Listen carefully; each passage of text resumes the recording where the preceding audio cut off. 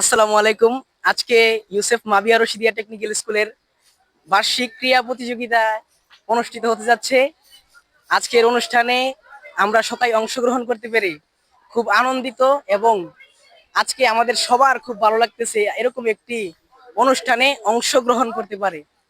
সকল টিচারদেরকে অনেক ধন্যবাদ এবং ইউসেফ বাংলাদেশকেও অনেক ধন্যবাদ আমাদেরকে এরকম একটি অনুষ্ঠানের সুযোগ করে দেওয়ার জন্য। বছরে যেহেতু ক্রীড়া প্রতিযোগিতা একবারই হয়, তাই এটা আমাদের কাছে খুবই আকর্ষণীয় এবং খুব মজাদার একটা বিষয়। আমরা দেখতে পাচ্ছি আমরা দেখতে পাচ্ছি আমাদের খেলা অলরেডি শুরু হয়ে গেছে। আমাদের সকল টিচাররাও আছে এখানে এবং খেলা চলছে। একটু ভিডিওটা এদিকে দেখাও। আমাদের